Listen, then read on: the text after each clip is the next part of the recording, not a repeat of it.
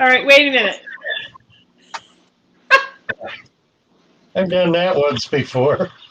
Sorry, guys. We've been on here for 10 minutes. Just going. Bouncing off acting like we had good sense.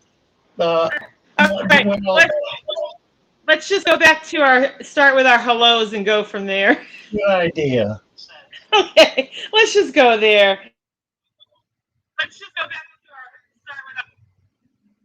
Yeah, absolutely.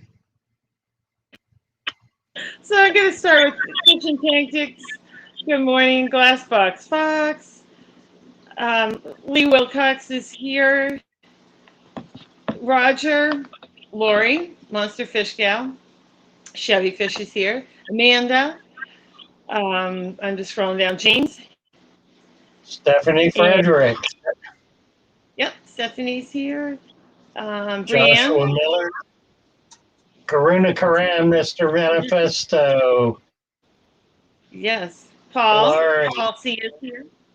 Yep. Broadcast Illusion. Tom's And B&J, TJ's New Life. Glassbox Fox, Mr. B, CPD, Thomas Kelly. Howard Van Tisha's here. Tassel, Michelle. Amanda. And I'm scrolling. Jean's here. Jean Campbell. Tree, And Tisha, Tree 77.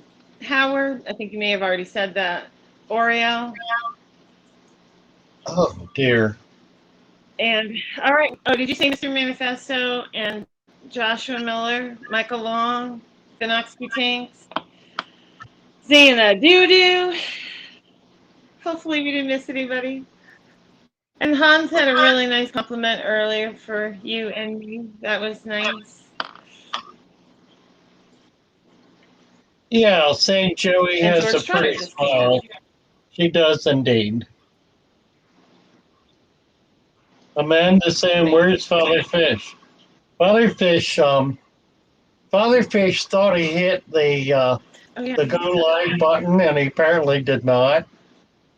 So we were sitting here for a good 10 minutes, chatting with each other, and we weren't online yet. Talking away.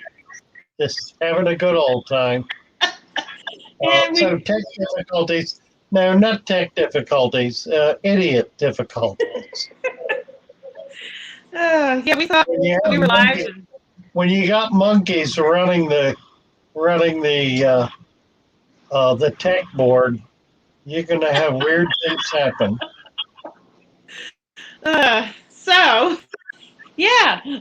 It's great. So good morning, Chris.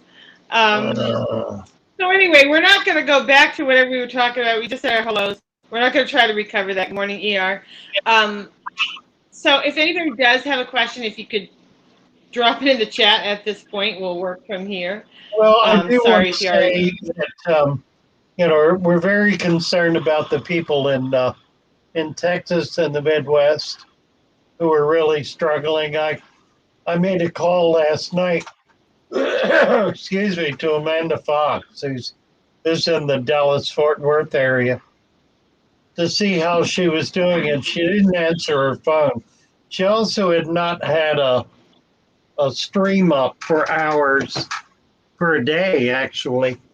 So I figured there must be a problem, and she couldn't answer the phone. She sent me a text saying she had 15% left on her phone, no power in her house for 2 days, no heat, and her phone was dying. So they're a little stressed out, as are literally millions of people, 1 million or more people across Texas and the Southwest are in sub-zero weather with no energy. They're all electric houses, electric homes. They have no gas, and most of them do not have fireplaces, so they can't even burn fire in a fireplace, burn wood in a fireplace there without heat. And the elderly are dying. We have people dying right now all over the middle of the country all the way down to Corpus Christi. It's freezing in Corpus Christi. This is dreadful, dreadful stuff. I hope that all of the services that could possibly be brought to bear on these people and their stress and their distress are being brought to bear, and that as much as can be done is being done. This is harrowing stuff. Harrowing stuff. My landlord, my roommate, his daughter is here visiting, and she was supposed to fly back to Corpus Christi on Sunday. The flight, of course, was canceled, and now she's here until things level out. They're expecting another big storm today, so things are pretty bad in the Midwest and in Texas. They certainly need our prayers and anything anyone can do to be helpful. Yeah. Yes.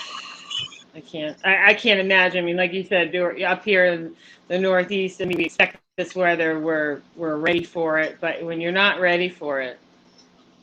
Yeah, exactly. I don't know what you do. Amanda, I asked Amanda if she had a fire. She said no. She never got around to working out what was wrong with the fireplace. And the terrible thing is, it could be something as simple as having the flue closed. And if you don't know anything about fireplaces, you don't even know that a flue closure exists. So, and it could be just the simplest thing possible. Yeah. That could result in the most extreme duress. Yeah. Yeah, I agree. No, I didn't realize you were from New Hampshire, Amanda. Yep. Well, I'm from Maine, so we're getting the same weather. Yeah, somebody just mentioned they saw a goldfish tank freeze at Aquafem, goldfish tank freezing into a garage. Well, that's exactly right. Yeah. Talking about using your car to get warm and charge your phones. Yeah, that was my only suggestion to Amanda, was to get in a car to warm up. Yeah, but to make sure that the exhaust was vented. That's the other thing. If you got it in a closed garage because you're trying to hold the heat in, you're going to kill yourself. Oh, exactly. You're going to kill yourself. Yeah, and not even know what's going on. Yeah. So, well, I think we got to get out of this conversation because it's sad, and and we're here to try to talk about fishing, make people happy, right? So let's try to get back on that page. And I'm not taking anything away from what's going on, but we could continue this conversation. Here's a segue. Broadcast loose and saying, I thought that trick with the candle under a fish tank was clever. There was on our Discord, somebody was showing the heating the flower pot with votive candles, and someone else made the comment, well, it's cute, but you're really not going to get more heat. The pot's not going to get hotter than the candles. So, but then it put me in mind of putting a votive candle. A votive candle, one candle, is equal to the heat generated by about a 100 watt heater, maybe a little less than that, but roughly that.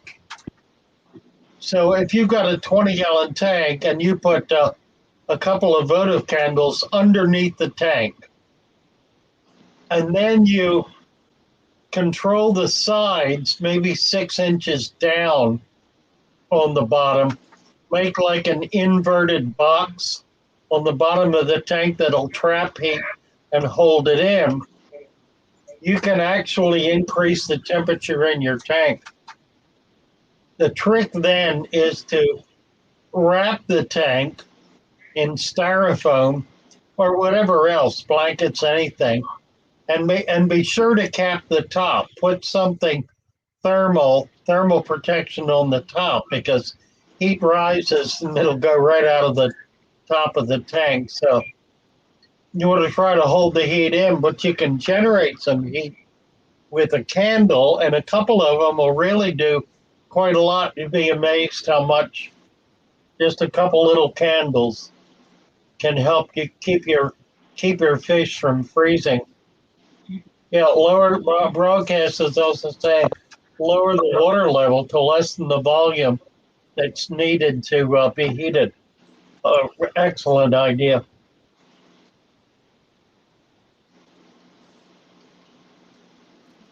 Are you ready for a question? Sure. Okay. I'm like, he's not answering me. Maybe he's not ready for a question.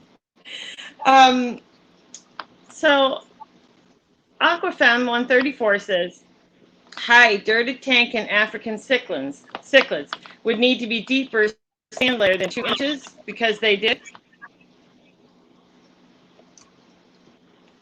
So it sounds like they want to set up a dirted tank with cichlids, African cichlids, or they have a tank and they want to put them in. But I guess you should touch on, African cichlids in a dirted tank. Okay. Yeah, I'm just looking for that. I couldn't find it, but I think I got the gist of it. Yeah. Wanting to know if the deeper sand layer would take care of the digging. Well, yes, it does. It depends. African cichlids, well, they dig, they don't well, it varies. If you have a few fish in a tank, if you got like 6 or 8 African cichlids in a 55-gallon tank, then they're going to be able to pretty well control a territory, which means they're going to dig down as deep as they're able. Add more sand, do 3 to 5 inches, but don't try to dirt it, because they're going to wind up going down into the dirt and it'll just make a mess in the tank. It's not going to hurt anything. It won't kill anything, but it will make a mess. So, if you're going to do Africans or Central American cichlids that do a lot of digging, like the big ones, the Oscars and the other big guys, don't try to dirt the tank, because it's not going to work very well. Now, other fish like geophagus, cory catfish, others or eels for that matter, that either burrow shallow or pick at the substrate shallow, they're not going to be a problem at all. You don't need to worry about earth eaters, because they're not even going to go an inch deep, half an inch tops. So you can get away with dirting a tank for those kinds of fish. The only ones you really can't are the earth movers, the mountain movers, the guys that'll move the entire substrate from one end of the tank to the other. They'll root and dig down till they hit hardscape, till they hit the glass in the bottom, so they can't go any further. Absolutely. I agree with that. If it were my tank, I wouldn't dirt it with Africans. Yeah. I'm on that page. Well, I didn't dirt it when I had Those Africans. barrels has a Pleco that's moving sand. I'm not aware of Plecos moving sand. I'll tell you what Plecos do, though. They make burrows. Typically, they will burrow into the side.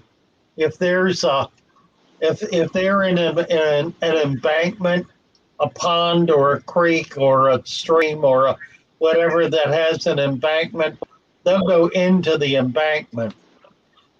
I suppose they also will go in the bottom. Although I'm not aware of them doing it, it would make sense. The pleco digs a burrow in order to protect its egg mass. It lays a big round ball of an egg mass that looks for all. It's about the size of an orange, and looks for all the world like a knobby orange. And they'll sit in that in that little cave that they dug with the eggs protecting them. In the spring, late spring, and all through the summer, here in Florida, the canals, the walls of the canals are full of these little runs that the plecos have made. And there are egg collectors, people who go out all spring and summer long and put their arms way up into those holes. I wouldn't. Blind and, until they feel what's in there. And if it's a pleco, they kind of work their hand around it, grab the egg mass and pull it out. Typically, they got to get the pleco out of there first because the egg mass won't fit past them. And then they sell those egg masses for about $5 a piece. And they can collect upwards of 1,000 of them a day. So there's a great deal of money in it. The farmers buy them. They sell them to the farmers. The farmers put them in their pond or put them in hatch out tanks or trays in their fish house if they have one. Hatch them out, and then they take them out and they dump them in their ponds. There are thousands of babies, thousands of eggs in every one of these egg cases. So they start harvesting at about 1 month. They're feeding pretty heavily, so in a month, these guys are up to 1 inch. And they start harvesting at 1 inch and ship them out. It is the most prolific fish in the industry, and it is the most worthless fish in the industry, and the one fish nobody should ever buy. And yet it is sold at a greater rate than any other fish in the hobby. And the reason I say that is because they become absolute monsters. Oh, they'll keep your tank cleaned up for a while, but they grow really fast. And they can I've seen them 4 foot long. They can easily get to 1 foot and larger in your tank. And then what do? It's too big for your tank. If you have a pond, you can put it in the pond. Most people don't have ponds. So they wind up turning them loose or taking them to a shop that'll accept them. Most shops will not accept them. I always accept them. I have enough people with ponds that we can get them in ponds. But it's a dreadful problem. There are many other kinds of plecostomus, like the bushy nose, that only get 4 to 5 inches full grown. They're perfect in a fish tank. They do brilliantly well and save you the aggravation of dealing with something that becomes so big that it winds up messing up your tank. One more thing I wanted to say about that. And I've told this story before, but it bears repeating. In the 1950s and early 60s, there was a farmer, actually it was 2 brothers, from South America who set up a farm in Florida to raise tropical fish. And one of the fish that they were specializing in was these plecostomus. They would catch them by the thousands in their home country and bring them up. And they finally realized that they were spending a lot of money on transportation. And if they could get them growing wild in Florida, it would be a simple matter to go out and catch them locally. So they did that. They began releasing plecostomus all over Southwest Florida by the tens of thousands. They released them. And today we have probably a larger population of plecostomus here in Southwest Florida than they do in their native country. And there's so many different species, but they all get big. They've done genetic research on them and discovered there are 3 or 4 different species. So they're mutts, they're monsters, and they, by digging into the canal walls, they cause the canals to collapse. So they create all kinds of really dreadful problems. Somebody made the comment yesterday in Discord that they that if you're transporting them or keeping them in a small container, you need to have oxygen in the water, and that's not true. They are air breathers. They come to the surface, as do most cats. They come to the surface to take a gulp of air, which allows them to live in very muddy circumstances that otherwise will not support fish life. So, if we can find a way to dispose of them all, every once in a while we get a freeze and it knocks them back pretty hard, but that's like once every 10 years or so. Yeah. Are you ready for another question? You betcha. We got a few. Yeah, okay, go ahead. So let's just start with this one. Amanda says, Father Fish, thinking about keeping fancy goldfish. You have them in the past. What do you think about fancy goldfish? Why don't you deal with that? Well, you're the goldfish expert, and while you're doing that, I need to take a 20-second break. Okay. Yeah. No. Go ahead. Fancy goldfish are great. I have a tank. I have like 6 of them. I primarily keep single-tail goldfish. But if you're going to keep the fancy goldfish, I do think they're great. You need the same things. You need clean water.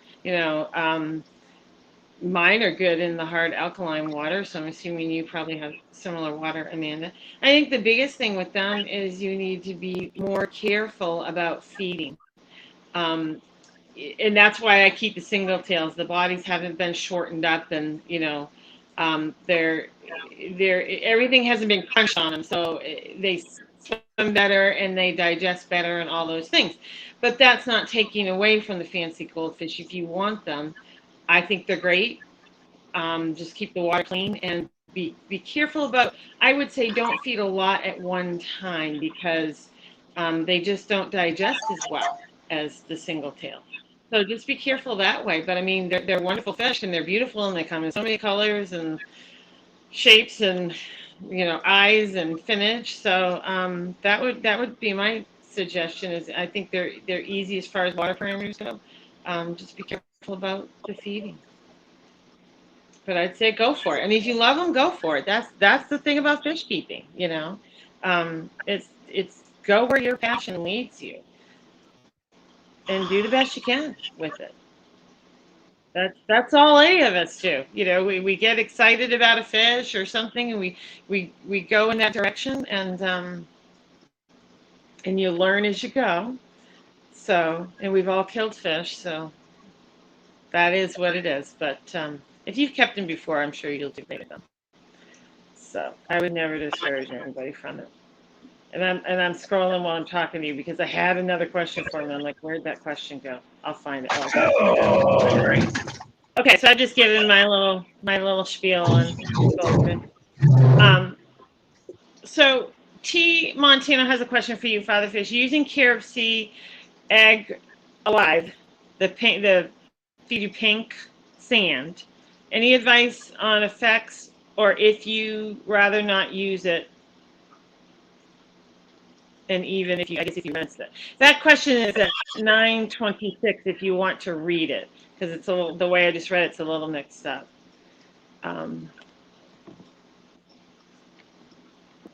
Do you see it? Stephen Cooper? No. No. T Montana at 9:26. I got it. Carib Sea Live Fiji Pink. Effects are rather not. No, I think it's fine. I have not gotten into any of the fancy sands or the really nice synthetic, the really nice packaged gravels. The only issue with them to be concerned about is whether they contain nutrition. And if they do, then you need to be able to cap it. Otherwise, you're going to have all that nutrition in the water column. Now, if it's a slow release and you have a lot of plants, tuber kinds of plants that take their nutrition out of the water column, then it really is much less of a problem. The difficulty, of course, is if you're releasing excessive nutrients into the water column, you're going to wind up with algae, unless you can really load the plant up, the tank up heavily with plants. In which case you can control it. But I as I said, I've not tried any of the fancy sands. If it's sand, it's perfectly usable, perfectly effective, and does give you some decorative alternatives to a plain sand-colored sand, which is not, frankly, all that attractive.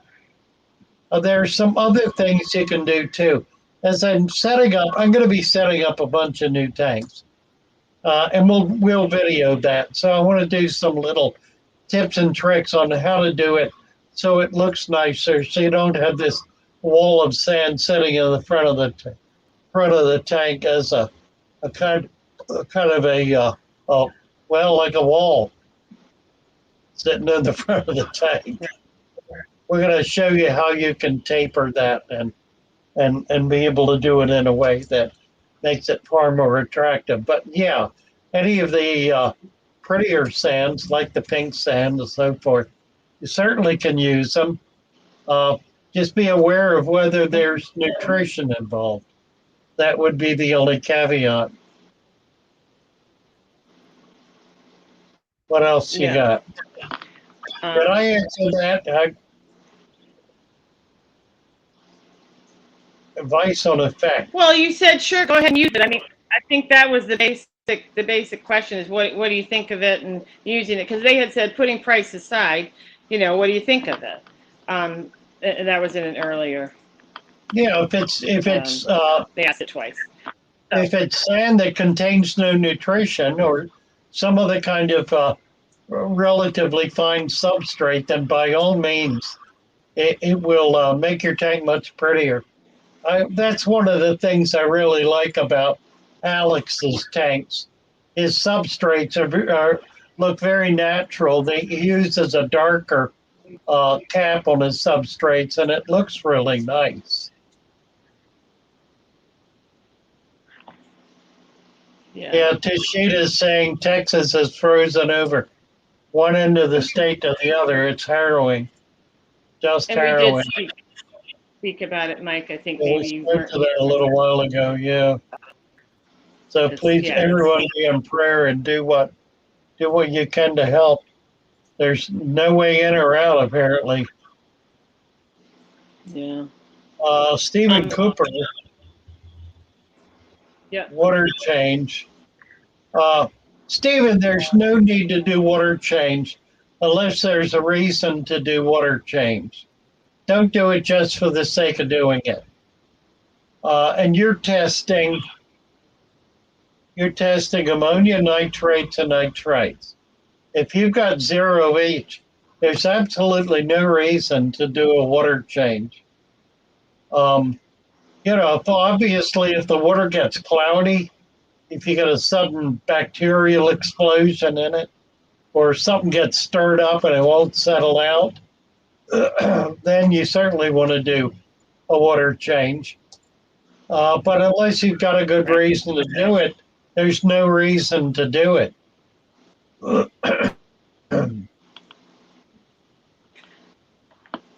Right.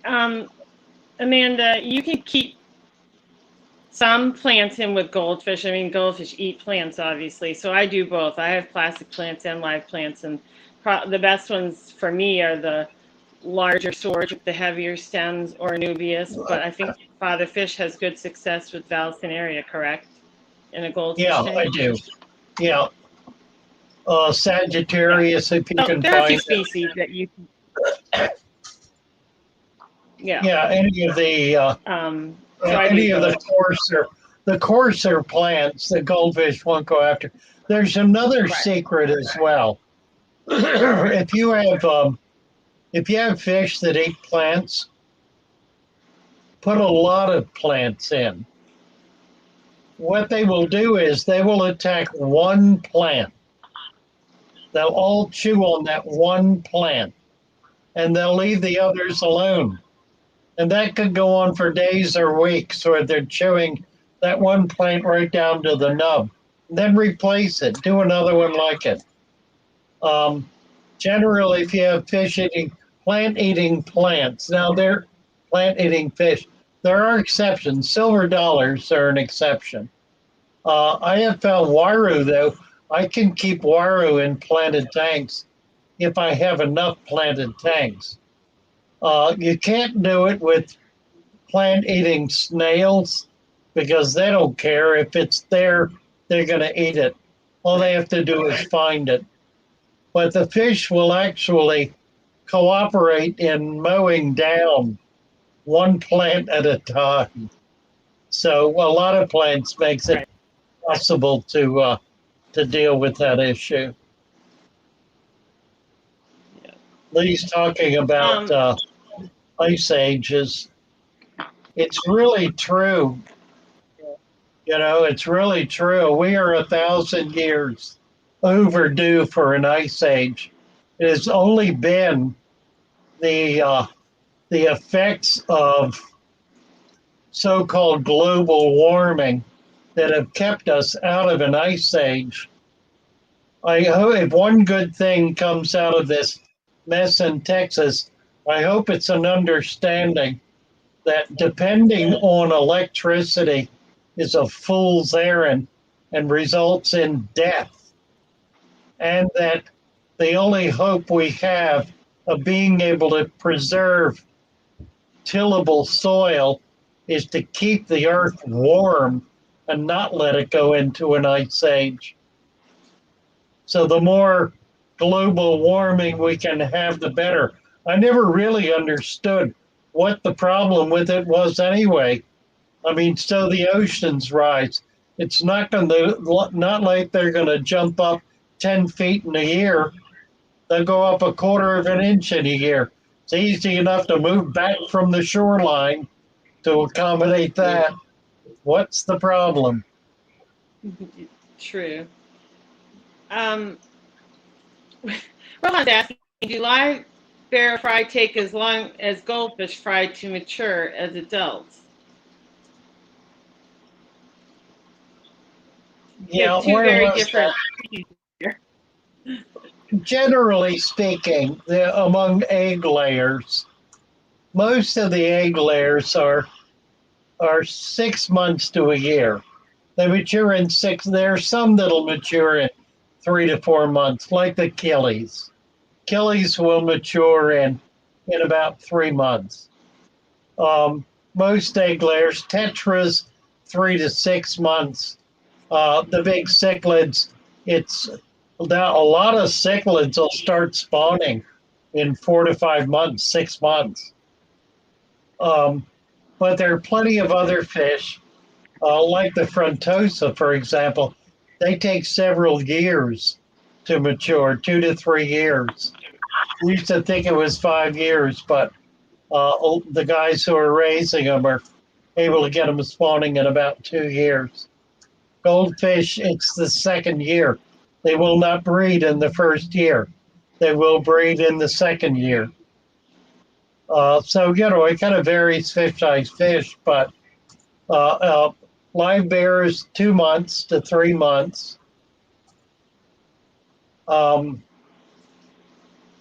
Nothing, I don't know of any fish that can breed in a month from being born. Formosa, which is a tiny little live bear, that's 2 to 3 months. Egg layers, the killifish takes 3 months or better to mature. There might be some getting them up in 10 weeks. It's certainly conceivable. Where they would be conceivable. Interesting. Yeah. Pleco eggs do not need to flow. Now, I'm sure that the pleco sitting on that nest is fanning them. So there probably is flow going on. That would at least keep the dirt off. So they're keeping them clean. Are you done with that? Are you ready for another question? Because this one's interesting. Yeah, go for it. I'm ready for anything. Well, this one's different. T. Montano says, is it okay to eat mint I grow in my fish tank? Like Bacopa. Well, it's an interesting question. I ain't going to say yes and I ain't going to say no. I ain't going to be responsible for that one. Not on any level. Yeah, I know. I'm not sure. Personally, I wouldn't because I just feel funny about it. But I don't know as it would be bad. Well, go ahead and try it. If you get sick and die, let us know and we won't do it. Don't do it again. Yeah, right. I just feel like I would feel funny about it. I don't know of any plants, aquatic plants that are not edible. There are plenty of them that are edible. And there are plenty of them that are harvested for, it's an algae. Very few algae have toxicity of any kind. They're land plants, terrestrial plants that do. Plenty of them. Yeah. There probably are some. It's the kind of thing, if you want to do it, you need to research it and make sure you know what you're doing. Any of the mints like the Bacopas are probably fine, but again, look into it in depth. I was thinking about this morning. It's kind of interesting.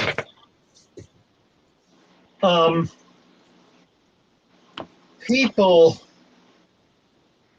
tend to believe things that are said by someone they consider to be an authority. We run into this on all levels of life, where we see it most apparently and most egregiously in politics, where someone will be slandered outrageously, and it'll be nothing but slander. It'll be pure politics, and yet countless people will believe it because the people doing that slander have credibility. And their credibility may be nothing more than popularity. Nothing more than the fact that they and all their friends are engaging in that slander. That's taking over to fish.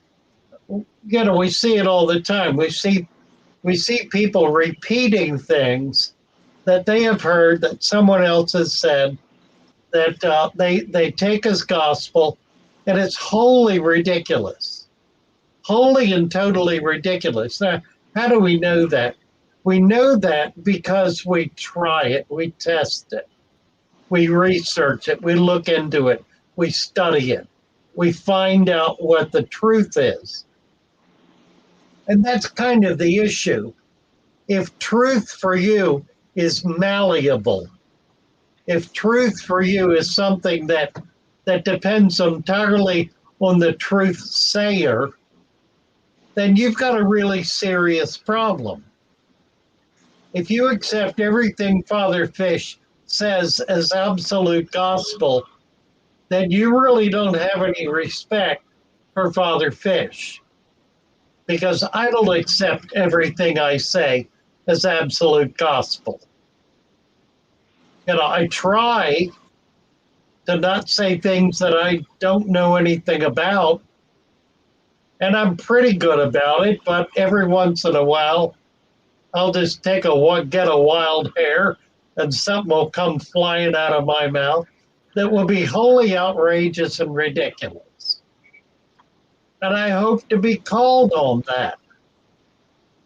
I hope to have one say, Father Fish, I checked that out and you're wrong. Well, what I'll do at that point is check it out. And if I find I'm wrong, I will appreciate being called on it. I don't have much ego involved in all of this. I'm too old to worry about ego. I want to know what works, what doesn't work. I want to know what the truth is. So when I hear something that sounds absurd to me, I don't suddenly say, "Oh my God, is that right?" I don't do that.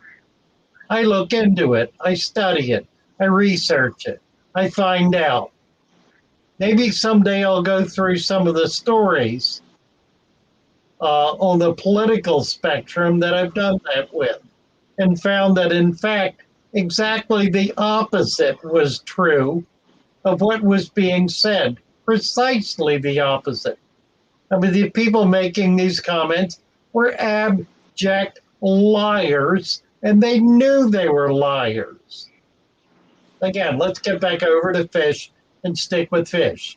There are way too many people in this hobby that say things simply because they've always said them, not because they think about it, not because they really studied it, not because they know that it's true, but simply because somebody who they respect said it. Or maybe they just heard it and thought it sounded good, and so they repeat it. Enough of that. We don't need trash. We don't need garbage messing up keeping fish.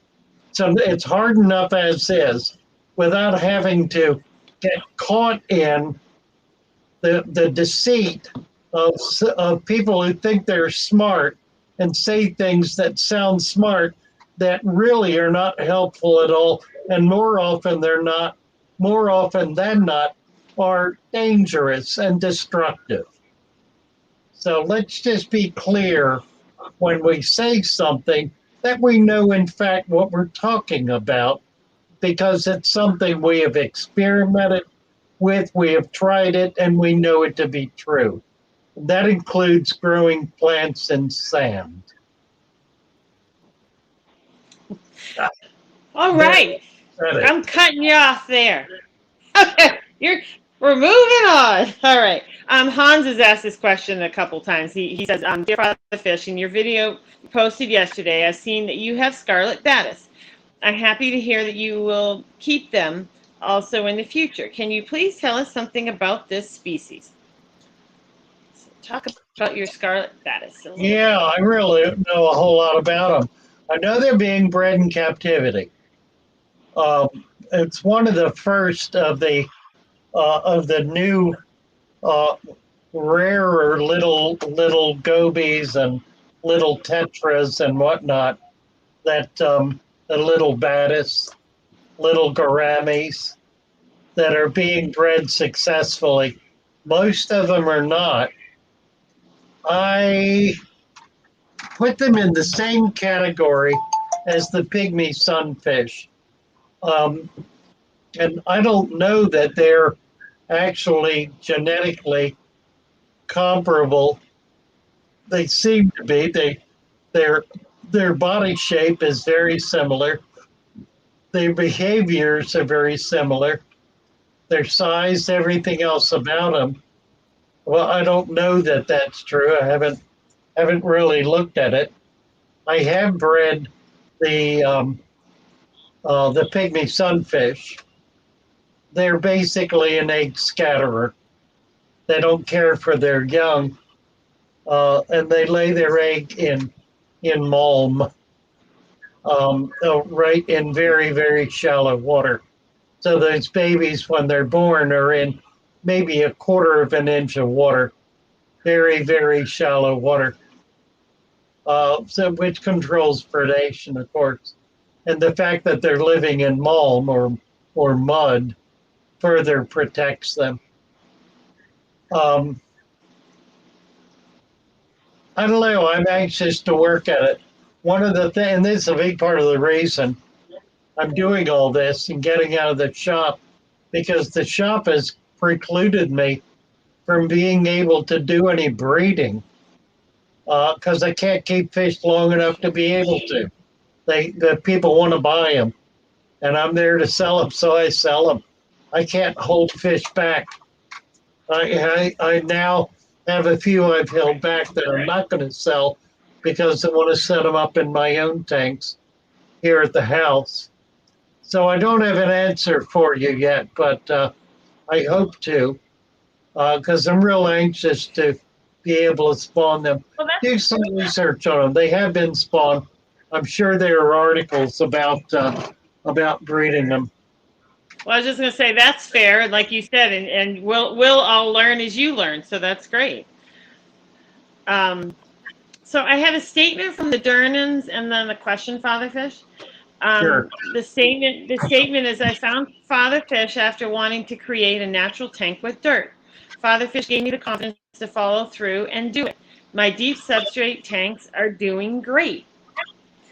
And then their question is, does Fatherfish have anything to say about his experience with the pistos? I'm thinking about getting some. I'm curious if he has any sage advice on epistogrammas. Well, I don't know how sage it is. Rosemary and thyme, maybe. I don't know. Um, I have bred them. They're very simple to breed. The best way to keep them is in pairs in small tanks with plenty of cover. They like cover. They will lay their eggs on a surface. You want a hardscape surface like a rock, a stone, something, even a piece of wood. They'll lay their eggs on that and care for their young. They do really good um, parental care. They will travel around the tank with their little school of babies for weeks after they're born and growing. It's really a lot of fun. And they do best if you want to breed them. You want to keep them. I really recommend you keep them in a species only tank. Two males will fight to the death. You can do a trio, and the male will probably work between the two females and get two nests going. I've had that happen. But a pair, just one pair in a tank, uh, lots of plants, a good substrate that's rich in protozoan, so the babies will be able to eat right away. You can do a plain dirted tank with no cap. They're not going to stir things up much. If you, it should be thick thick with plants. I mean, it's so thick you can't see more than an inch or two into the tank. Really, really thick with plants. And they'll do much, much better in that kind of environment. It also provides protection for the babies. And more importantly, those plants are harboring little animals that live on the surface of the plants. All kinds of microscopic life lives on plants. That's where they find much of their food. So the more plants you can have in a baby fish tank, the more food that will be there for the babies.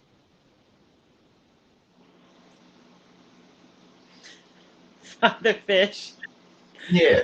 I'm just laughing, and I'm not laughing at you, T. But T was like, I can't. I don't even have it in front of me. But they're like, was Father Fish upset about the question? I don't understand. I'm thinking we just need to explain that there are questions that come in that just sort of get his level raised, and he'll get off on his rants. And it doesn't mean he's upset with the question. He can't help himself. He goes.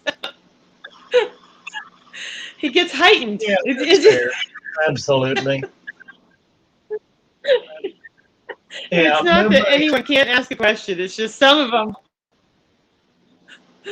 Yeah, some let of them me get just going. say something about that. I know sometimes I come across as aggravated or wrothy or whatever.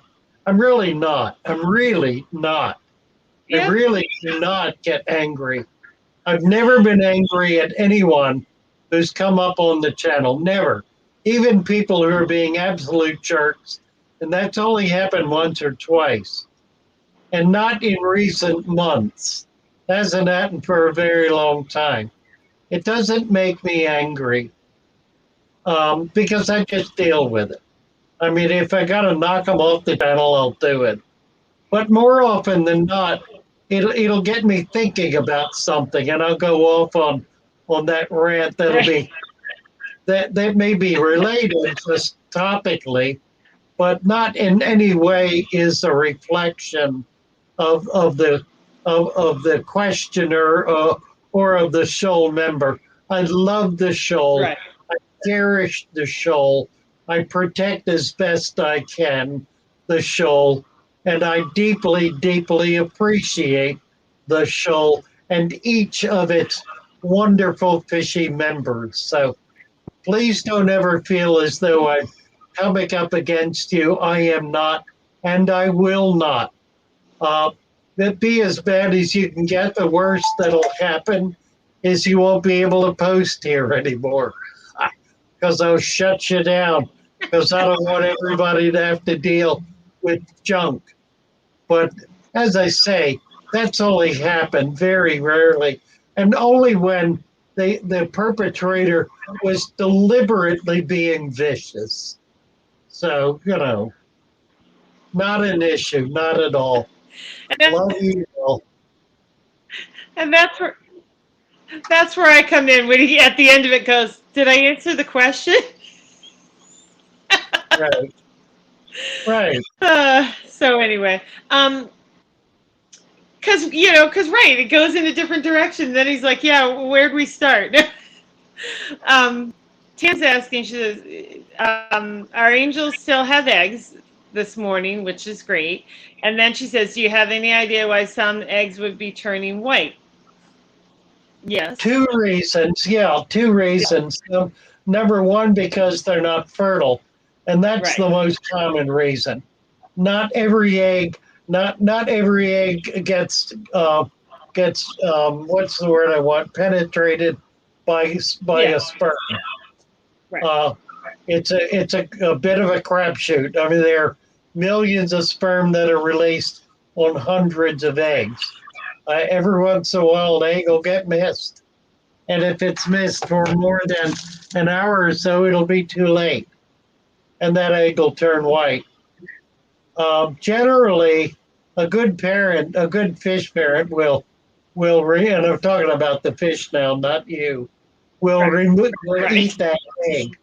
You can try if you've got a patch of them and it looks like it's spreading, because it can spread. Try to kind of wash them off a little bit. Kind of, you can do a little jet stream, even a little air stream, a little water stream, something to try to wash the dead ones off without disturbing the ones that are not dead. But generally, if that happens, just leave it alone.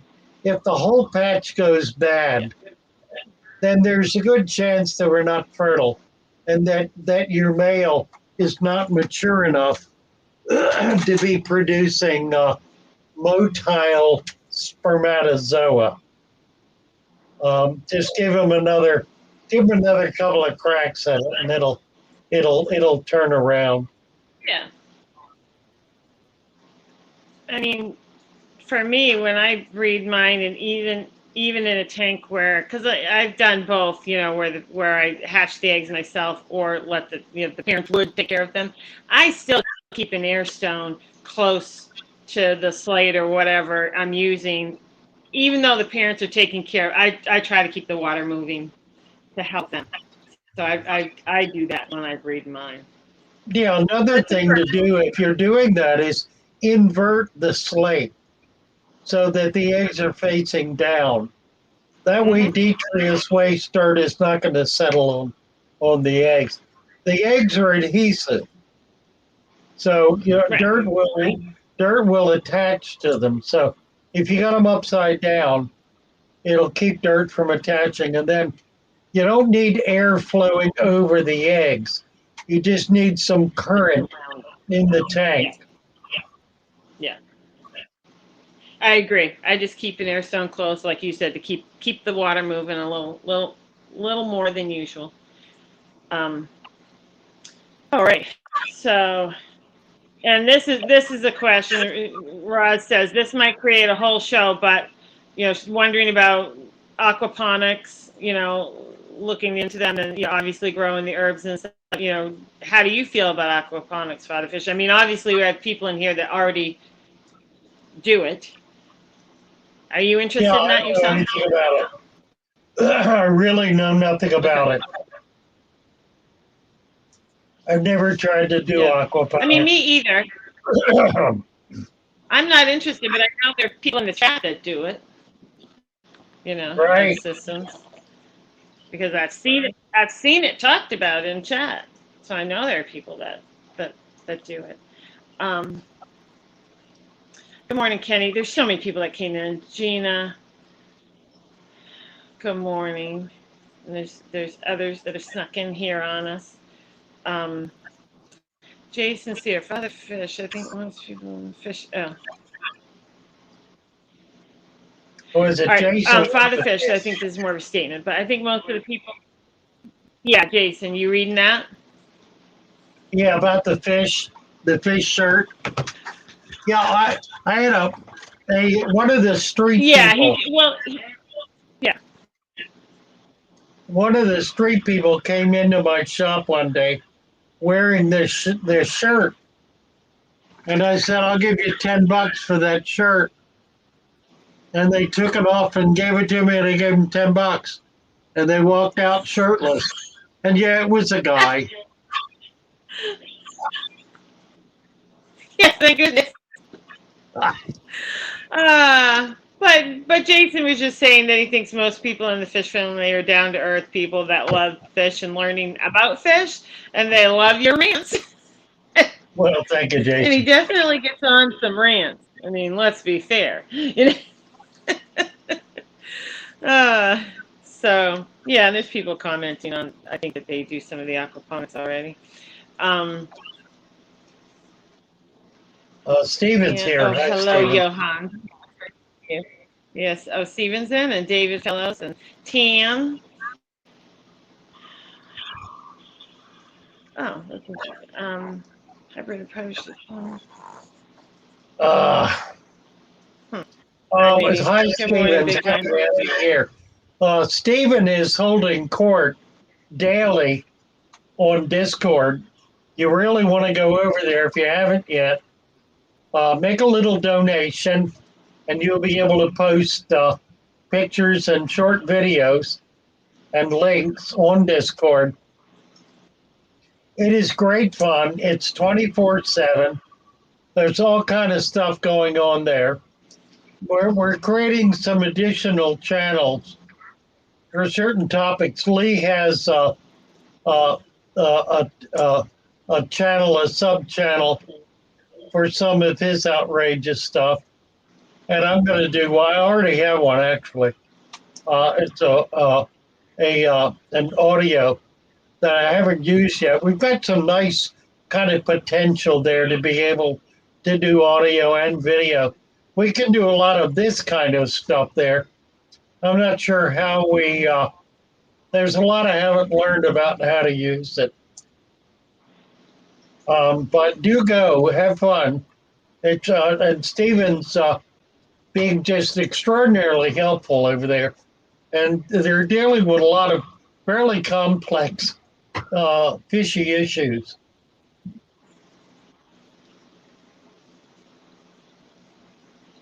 I'm looking. I'm reading stuff. Do you see anything? Yeah, Rowan made an interesting comment. A heater produces current because the warm air rises. The warm water rises. That's true. And creates a current. Mm-hmm.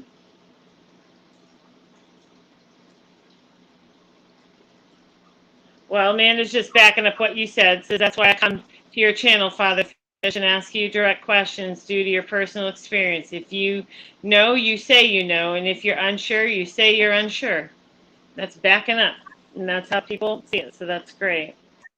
Aquafarms talking about aquaponics having a dirt bottom in some aquaponic systems. It's counterintuitive, but but it makes perfect sense. I mean, why not? Father Fish, somebody just joined your membership. Oh, I can't see who it is, but somebody just joined your membership. Amanda. Oh, thank you. Thank you, Amanda. Thank you very much. Thank you.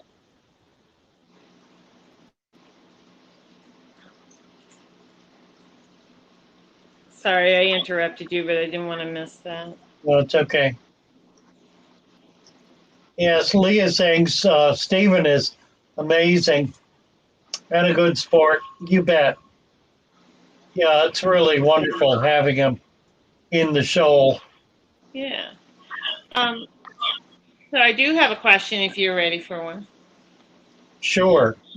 Thomas Kelly is asking, Father Fish, is just doing top off, will it affect the TDS in the water? Yeah, of course it will. Depending on what you're topping off with. If you're topping off with rainwater, distilled water, or otherwise water that has no minerals, then it's going to reduce the TDS. It'll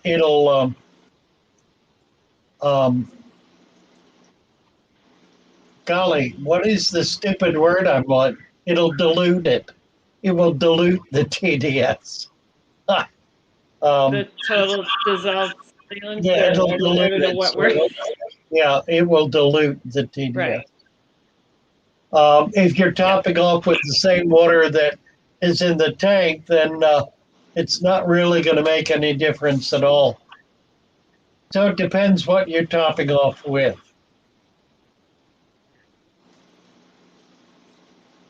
Yeah.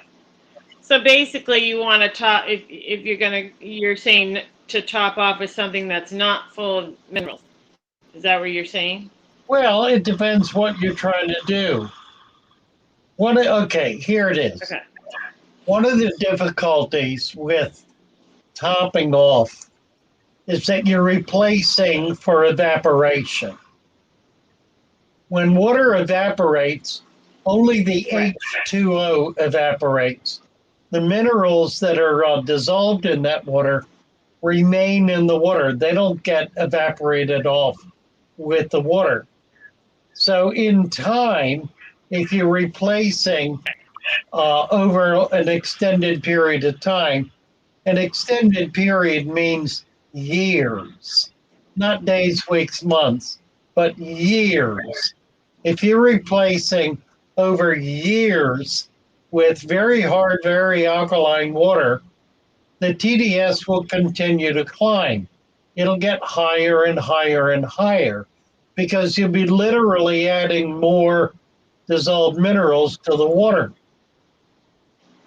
which is why for people who have high TDS, hard alkaline water, it's a good idea to replace for evaporation with RO water, spring water, distilled water, rainwater, water that contains very low TDS. Think of Salt Lake, the Salt Lake City, the Great Salt Lakes. Thank you, Irene, very much for your super sticker. Irene. Think of the Great Salt Lakes. Think of the Dead Sea. You may think about, as I do, the lakes, the Great Lakes and the Andes. They all are bodies of water into which water flows, out of which nothing flows. And so the water evaporates, more flows in, evaporates, more flows in. It's trapped water, if you will. And over eons, that's a big number. Like in the thousands of years, that water becomes so hard that most animal life is not able to survive in it. And so you wind up with brine shrimp and algae. And that's where our brine shrimp come from. So we have those lakes to thank for our ability to feed live food to our baby fish.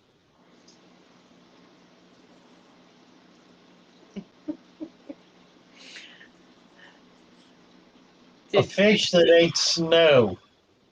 Loris. Oh, well. I know. Oh, dear. That would be something, right? It says, could use some help this morning. Oh, so, and yes, the German, she's talking about the same thing. You know, she did years ago, I ran a saltwater tank. I would top off with straight water as a salt evaporate. That's exactly right. Water changes only. That's exactly right. This is a message from Millennium Physician Group. Para escuchar este mensaje en español, oprima el 8. Hi, Kenny. Here. An appointment is scheduled for Lou on Thursday, February 18th at 2 p.m. All right. I'm probably going to need help de-icing the car. No. I'll just use a chisel.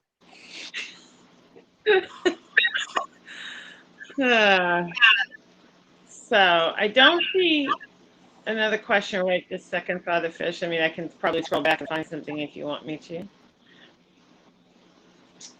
Or if somebody has something. Well, the Durnans are making a comment about topping off saltwater tanks. Yeah, and yeah, I was case in just point. talking about it too. Were you? Absolutely, yeah. Yeah, I think when you were answering the phone, it's fine. But we agree. I mean, that's exactly it, you know. Yeah. The top off versus the water change, you know, and there's definitely a difference. The Durans are saying, But as you stated, though, it would take I was saying it would take a long time for a tank to get into that situation, though. Like you said, it's not going to happen in a month, you know. Yeah, exactly. Not going to happen in a year. I would not do it. It doesn't make sense to do it. Right. You know. And most people by then would have done some water changes, so you're probably not going to get into that much trouble with it. Reese is talking about water staining. Water staining? Yeah, back at 1012. Set up a dirt using black gum pill filter. Is it normal for the water to stain? Um, well, Oh, I see it. I'm going to say it's not normal. I mean, and the reason I say that is because you need to have enough of a sand cap to keep that from happening. My hunch is you have less than 2 inches of sand, or you've got some areas where the sand is shallower because the dirt is kind of humped up as little hills in it, maybe. Right. Maybe it's not dead level. Add a little more sand. If you can spot a place where it looks like some of the dirt is coming through, like little patches of dirt, add more sand to that spot. It's certainly normal for water to become tannin, but you don't want it. You want to be able to get that down and keep it down. And that's really one of the primary functions of the sand is to keep that from happening. So try adding a little more sand and see if that helps. Yeah.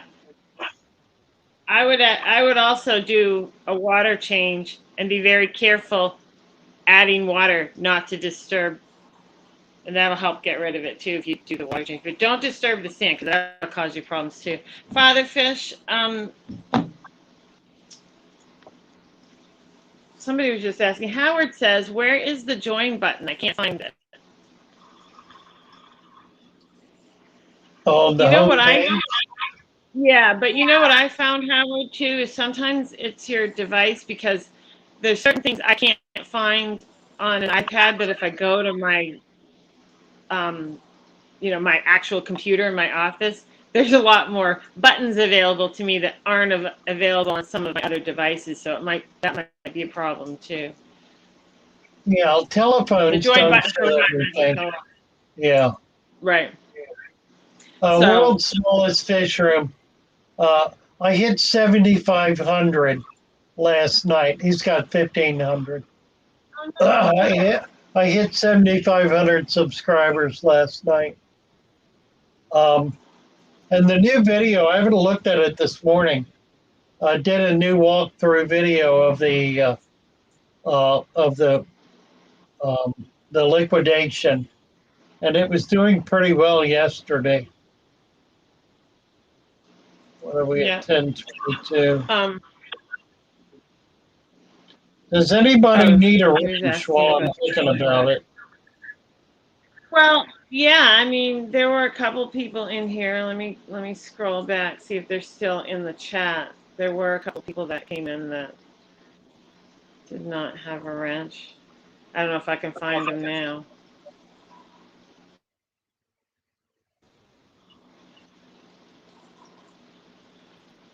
Yeah, I'm not seeing anyone. Well, I'm scrolling back, and I'll go back as far as I can. So far, I'm not. But earlier, there were a couple people in here that didn't have wrenches. Yeah, I don't see anybody. I've scrolled back as far as I can go at this point. So if there's somebody here that would like a wrench, jump in. So my fish tank says, how deep a substrate would you suggest for a 5.5 gallon tank? Well, I would kind of skimp it, do like a half an inch of dirt and maybe an inch and a half of sand. You don't want it halfway up the tank. 3 inches if you can do it, 1 and 2, but you can cut that back a bit. Half an inch of dirt, inch and a half of sand, and that should work fine. Yeah. Yeah, that's what I run into, Howard. Yeah, sometimes it doesn't show up on certain devices, so try a different device. Thank you, Laurie. Congratulations. She posted how many. And they're just saying congratulations in general on your 7,500. So congratulations, Father. Thank you. We'll see what it'll take to get to 15,000. When you lock the door on the store, right? Well, yeah, really. I think so. You walk in the door in the store, Yeah. You Yeah. know, there's 2,000 views in less than 24 hours. So it'll easily be 2,000 in 24 hours. Sure. I'm really impressed with that because it means that there are thousands of people who are actually seeing the stream come up and checking in on it to see if it's something they want to watch. So, you know, I'm hopeful that we're really going to be able to grow it. The last 24 hours, there have been about 25 new subscribers, and that's better than it's been. It's the algorithm is a strange thing. I don't begin to understand it. I don't know that there's any way to.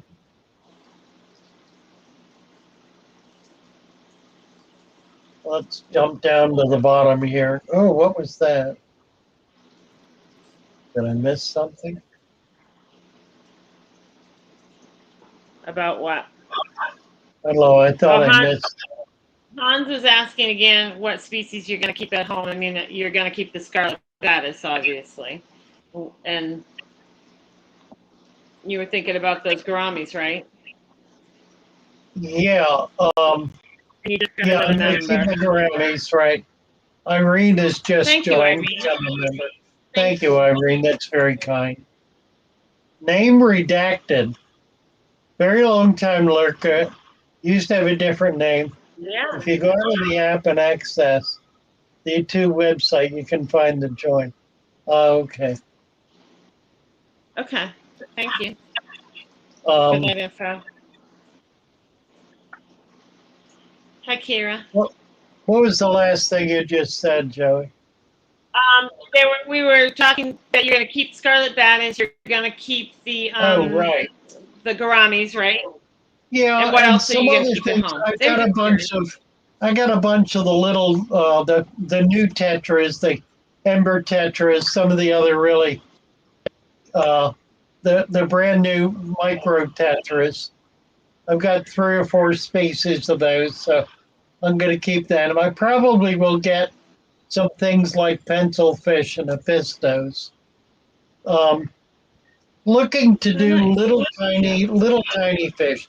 I'm going to have 29-gallon tanks. I will do rams because I love rams. And the fish room will probably become a fish room. I'm going to try not to do that initially until I can actually get a building up because I don't want to have little tanks sitting all over. This is not my house. I'm renting here. I need to keep it clean and neat and orderly. But we're going to be making headway. It'll be fun. Yeah. Well, thank you. Stephen, peroxide. With Stephen, you want to talk about peroxide? We have talked about it a little bit.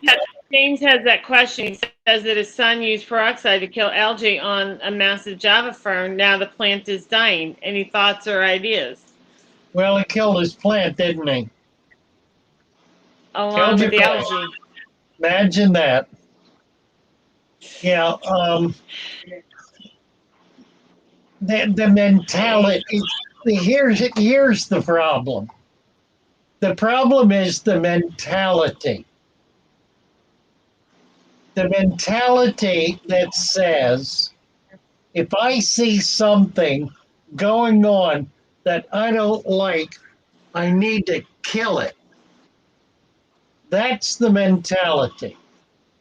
And that mentality is all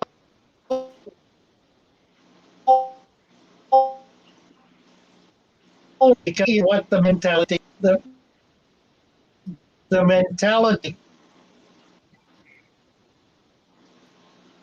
If that's your, boy, I'm jumping off. Am I freezing on you? All I've heard 3 times is the word. All I've heard 3 times is the word mentality, and nothing in between. That's all I've heard. Yeah, I'm dropping off here. I'm guilty of that, Ninja. Yeah, you are. Do something else for a minute while I fish.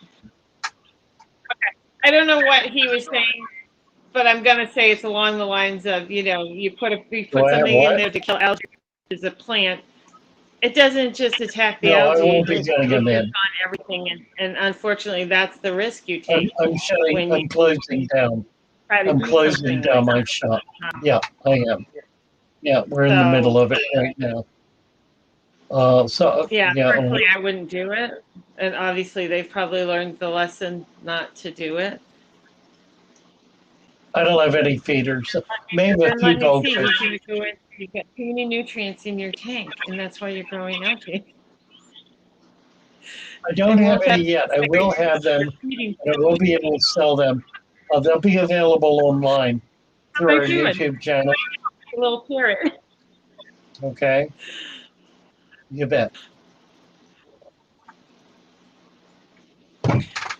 So Can you anyway, hear me you've now? had a couple people. Can you hear me? Say, I can hear you. You're broke. I mean, I think we've had a little bit of a lag, and I've tried not to talk over you. We've had a little lag throughout the show, but I was at least able to hear you. So start talking now. Let me see how you are. Well, I was talking about the mentality of killing things to get rid of Right. them. So you're hearing that? Oh yeah, and I tried to parrot in some of the things I thought you would say about it. Oh, I see. Well, thank you for that. I try to say, but certainly you do your thing. But we have currently about a 5-second lag, I think. So when you start talking, I'm going to shut up. Oh dear. Does he smell a fish? Golly man. Golly man. Kira. I don't know. There's some craziness going on here. Well, you can deal with the going. There is a question, Father Fish, from Keith at 1028, who does not have a wrench. And the question is just, new tank has brown algae. So obviously they got some diatom algae going in their new tank. Right. Well, that happens. Mm-hmm.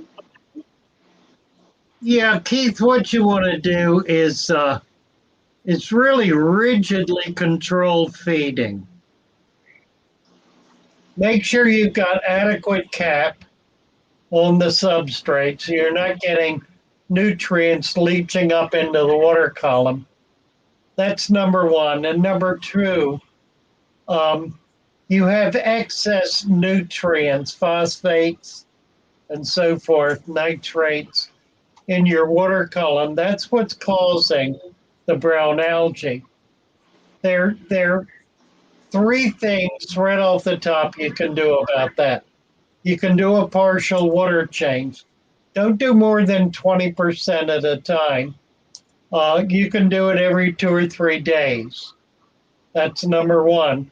Number two, add more plants, more higher order plants, that is, rooted plants or tubered plants, or even things like duckweed.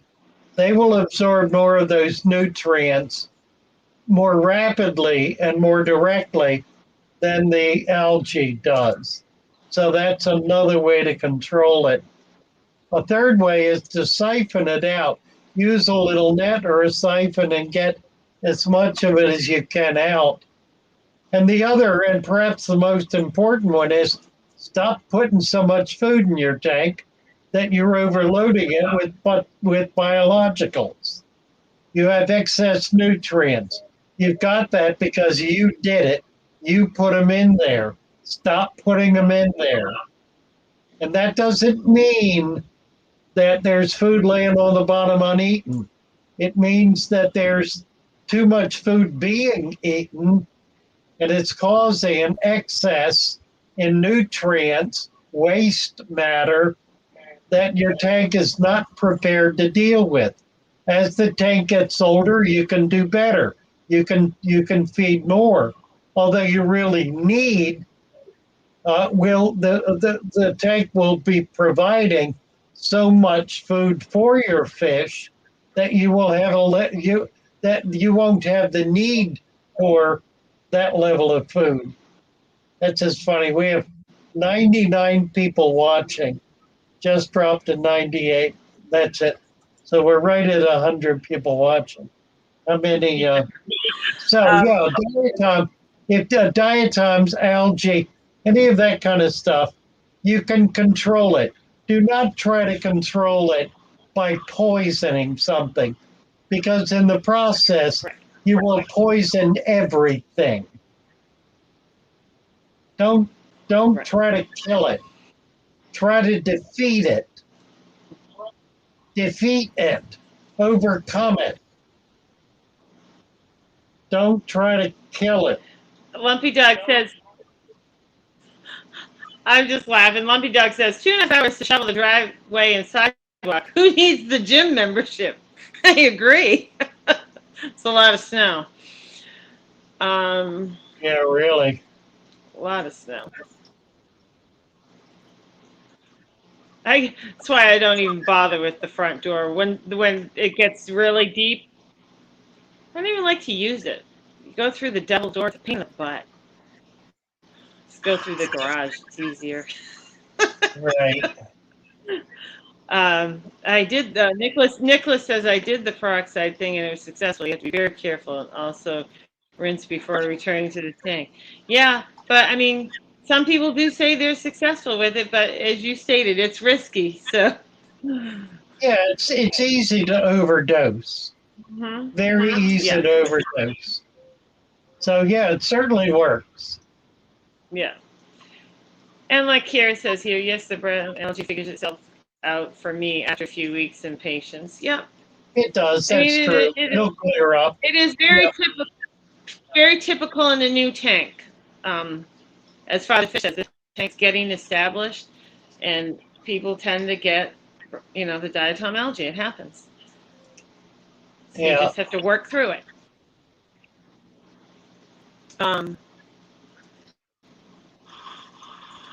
Let me make another comment about this, because it's coming up more and more as more and more people discover Father Fish and what Father Fish is doing. The kind of criticism that I'm beginning to get from some of the authorities, the experts, if you will, on YouTube, is that my system is far too simple.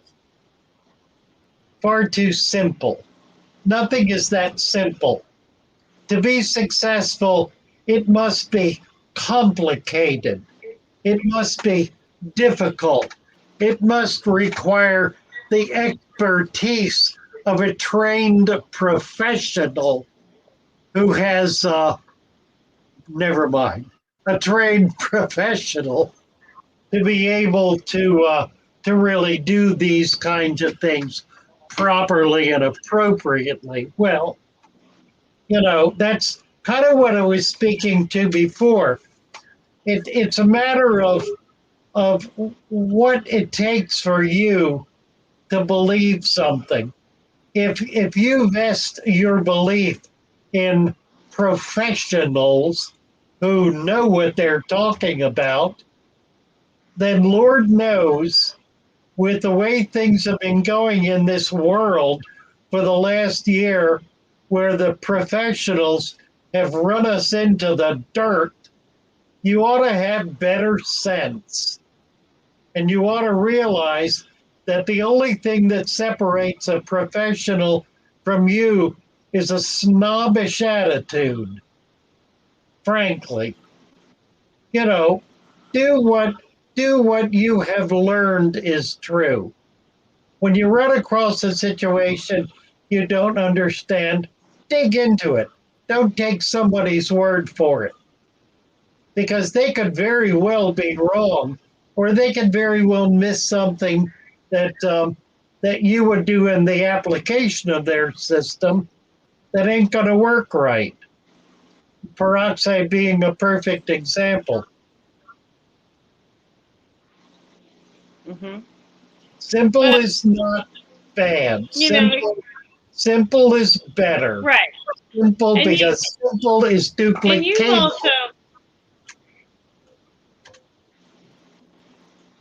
yes, but I was gonna say you've also said, you know, you guide people into setting up the aquariums, but from there, we all have to learn on our own, learn what works for us, learn what works with your water. Not everything is set in stone. Everybody has different water and different things. So, you know, you're giving people a guideline to start their tanks with, and then you figure things out as you go along. I do. I think everybody does it that way, and you have Yeah, to. yeah, that's really true. And, keep in mind, all I'm really proposing is a way to get started. If you're having trouble, do this because it works. Exactly. And it'll at least give you some breathing time to be able to figure out what you can do next that you're going to enjoy and you're going to appreciate. It's not the be all and the end all. It's simply a way of getting into it, getting started, getting going that will be successful, that you can then modify, apply to your circumstances, change it to fit your interests, but you'll be able to do that and have control over it. And the control is really the key. And that's what this system sets up, a way to be able to control what's going on. May not be the prettiest thing in the world, but it gives you control. Is Anubius a high order? Absolutely. Absolutely.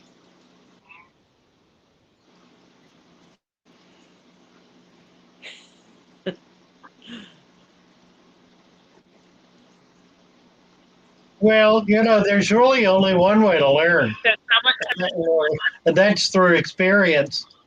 And the experience part of it, 100%. the experience part is failure. You learn by failing. You don't learn much by succeeding. You really And you don't. don't learn by somebody else's mistake. Sorry. We all have Yeah, to make our own that's mistakes, really and true. then we learn Yeah, from them. yeah. Now, what you can do is Because you can sit up there and say, don't do this. right.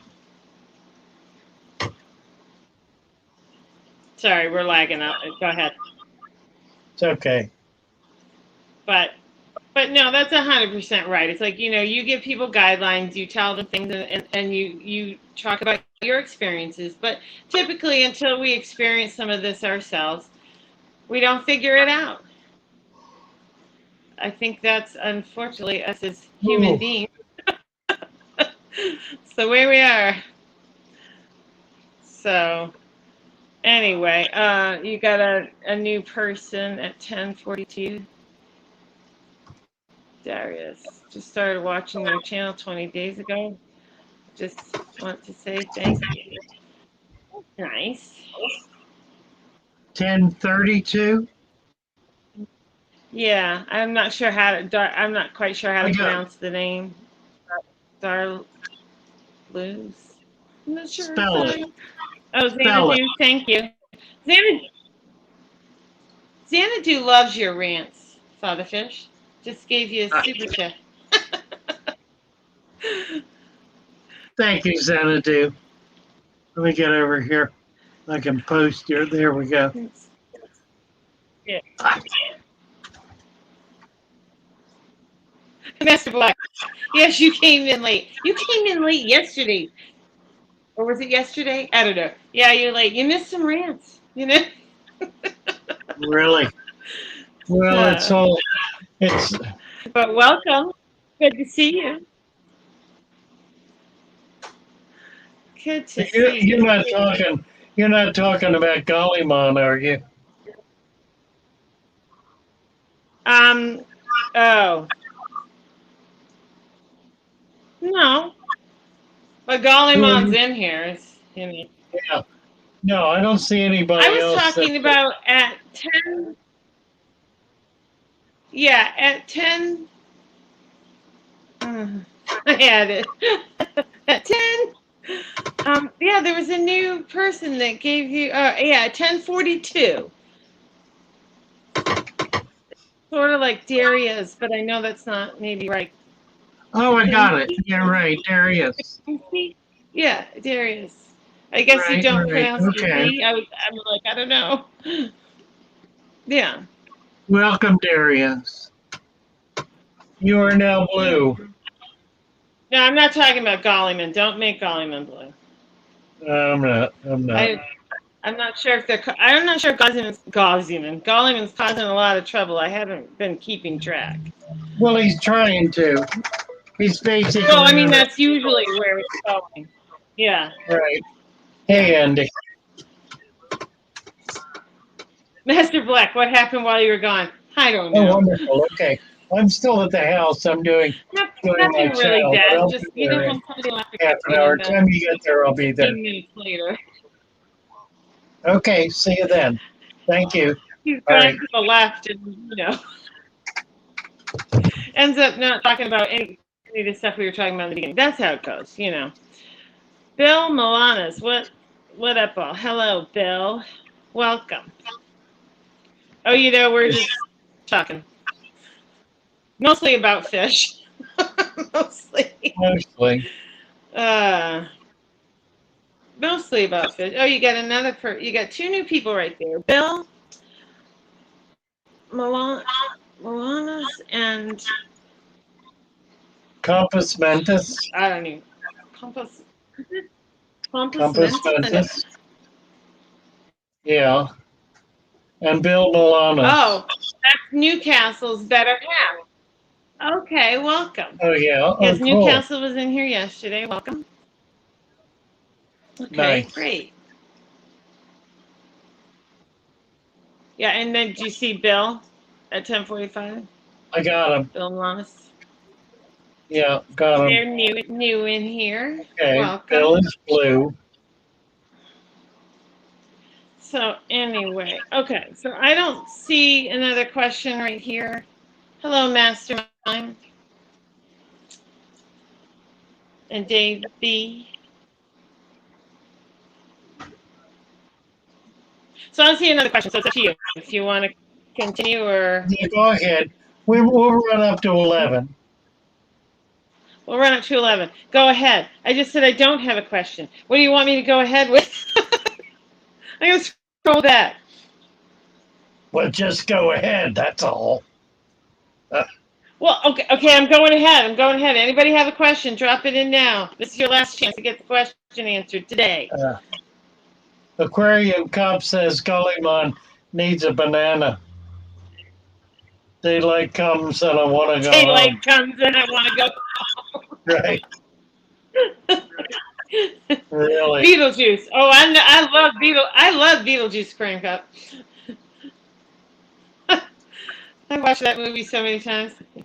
Lydia Dietz. Funny stuff. Are Daniels and live bears a good combination?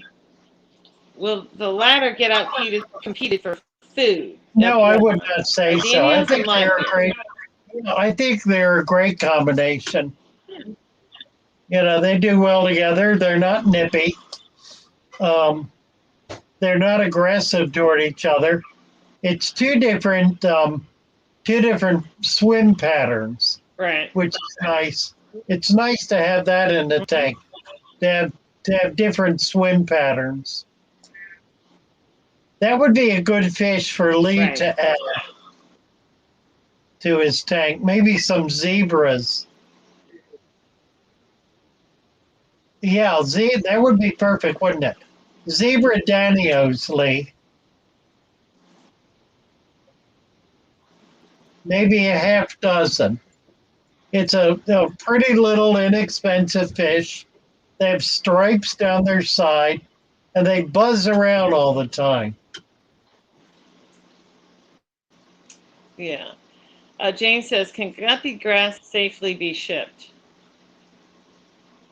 I've had it shipped in, and mine was fine, but I know it probably depends on how people ship it, right, Fatherfish? Well, sure. I'm actually impressed with how well the plants are shipping this winter. I've not had any trouble Yep. at all. And I ran out of heat packs and I wanted to get them out. So I sent them out without heat packs and they've done fine. I'm not going to do anything until this deep freeze is over, though. I just don't want to risk it. So it might be another week before I actually get some plants shipped out to folks, if you don't mind waiting. Yeah. Hi, Shane. Okay. Somebody was asking if we knew the equivalent to black cow in the UK. Yeah, I mean, black cow, it is just cow manure. So if you can find some kind of. Yeah, it's processed, pasteurized. That would be the equivalent. Pasteurized manure. Right. So just find some kind of. Yeah, compost. Manure. It's a rich. Try to find a compost material. Right. It's really a composted manure. Yeah. Oh, Howard says the latest order got here and all the plants are doing smiley face. So great. Cool. Hey, Neil. Yeah, I mean, they typically do ship pretty well this time of year. Well, really well. I'm getting down to it. I've got another 2 weeks. I think I'm going to be cleared out. I think what I'll do the last couple of days is just do a fire sale and push stuff out the door. I would. I'm getting people coming in. It's helping a lot. Yeah, so that I appreciate that. Thank you so much. Just jump into them. All right. Do you think the show should end, Doug? Yeah. Yeah. Yeah, what I'll probably do is talk to my landlord about it. I had mentioned it to him before, and he suggested leaving it, which I can do. But I think I'll talk to him about donating again, because they could arrange for that. They've got.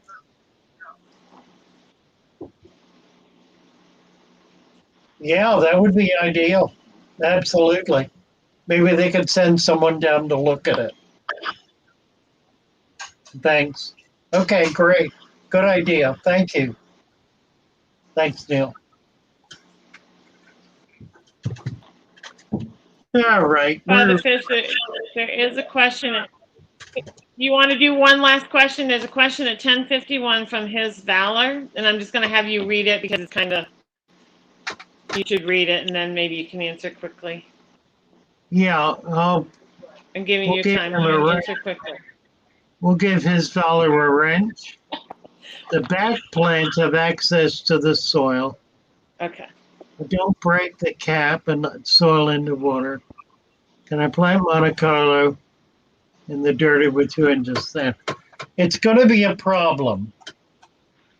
I have not been successful growing Monte Carlo or Cuba in deep substrate, deep sand. You're going to have to do something shallow to make that happen. What you might do, if you want to do it in the front of the tank, is try to set a little area aside that'll be shallower. We can get those in right away, and try to use some of the maybe some of the commercial brands of soil that don't leach out the way dirt will. I'm going to be working on that. I want to be able to deal with that as well. I found some ways to do it, but I'm not happy with it. So I don't have a good answer for you. Okay. All right. Good morning, Sean.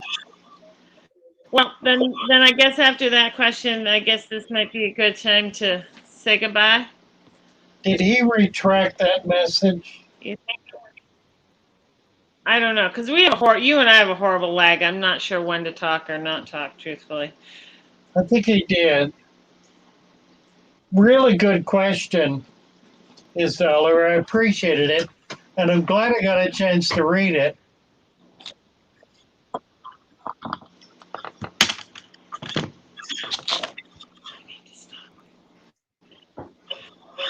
$51. Wait a minute. What? Maybe You know what? It lagging disappeared. question? It disappeared on YouTube, but I still have it So, on StreamYard. are you talking about the My Valor question? About the Monte Carlo? Yeah. Is that the Yeah. question you're talking about? Well, you were just answering that, you struggle with it, right? Yeah, I've not had a good solution to it. I will work on that because I want to find a solution. Okay. So, all right. So Mighty White Gaming just came in here quickly with what probably will be our last question. Does discus fish fight with guppies? That's The discus fish fight with guppies. fight with guppies. I've never put discus and guppies together. I don't think I would do it. Right. And they might very well. They might try to eat them, actually. That's what I'm thinking is, they're cichlids. They might eat them. Really. Um,